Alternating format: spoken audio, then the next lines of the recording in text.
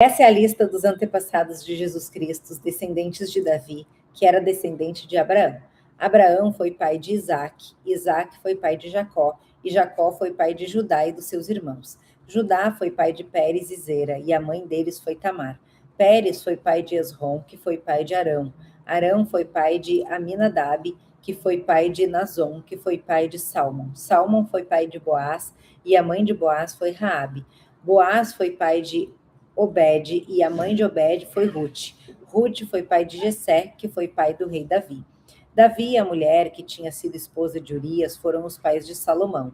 Salomão foi pai de Roboão, que foi pai de Abias, que foi pai de Asa. Asa foi pai de Josafá, que foi pai de Jorão, que foi pai de Uzias.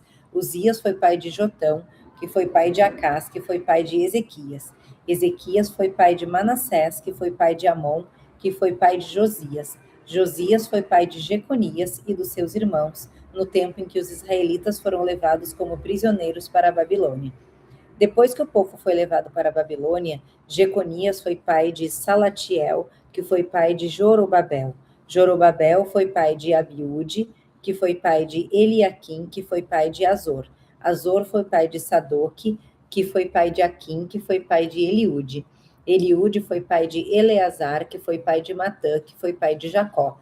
Jacó foi pai de José, marido de Maria, e ela foi a mãe de Jesus, chamado Messias. Assim houve 14 gerações desde Abraão até Davi, e 14 desde Davi até que os israelitas foram levados para a Babilônia. Daí até o nascimento do Messias também houve 14 gerações. O nascimento de Jesus Cristo. O nascimento de Jesus Cristo foi assim. Maria, sua mãe, ia casar com José, mas antes do casamento ela ficou grávida pelo Espírito Santo. José, com quem Maria ia casar, era um homem que sempre fazia o que era direito. Ele não queria difamar Maria e por isso resolveu desmanchar o contrato de casamento sem ninguém saber. Enquanto José estava pensando nisso, um anjo do Senhor apareceu a ele num sonho e disse: José, descendente de Davi, não tenha medo de receber Maria como sua esposa, pois ela está grávida pelo Espírito Santo. Ela terá um menino e você porá nele o nome de Jesus, pois ele salvará o seu povo dos pecados deles. Tudo isso aconteceu para se cumprir o que o Senhor tinha dito por meio do profeta. A virgem ficará grávida e terá um filho, que receberá o nome de Emanuel. Emanuel quer dizer Deus está conosco. Quando José acordou, fez o que o anjo do Senhor havia mandado e casou com Maria. Porém, não teve relações com ela até que a criança nasceu.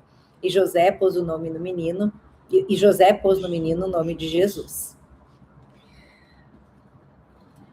Deus fez uma promessa para Davi, como diz ali, porque Davi é o homem segundo o coração de Deus. Embora Davi tivesse cometido muitas atrocidades, Davi ele se arrependia muito. Então, a gente percebe que os homens são falhos.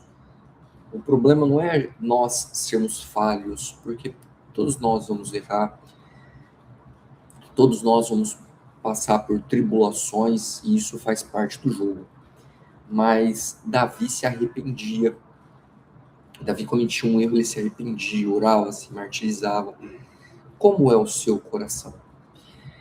E por esse motivo, Deus fez uma promessa para Davi, diz que da descendência de Davi viria o rei dos reis, um que não perderia o trono jamais. E essa promessa se cumpre em Jesus. E é muito interessante que esse milagre, a gente tem uma dificuldade de crer no milagre. A gente tem uma dificuldade de crer naquilo que é intangível. Mas a gente crê em Deus, mas tem dificuldade de crer no intangível. E aí alguns podem dizer o seguinte, que inclusive é uma das coisas que alguns judeus tradicionais fazem, né? Eles falam assim, mas Jesus não vem da descendência de Davi, porque Jesus não teve um pai biológico. Na verdade, existiu o pai legal, mas mesmo assim, José ele vem da descendência real de Davi, e Maria vem da descendência sacerdotal. E aí também eles usam a discussão de que, mas a descendência só vem por parte de homem, mas Deus pode levantar um filho de Abraão de uma pedra.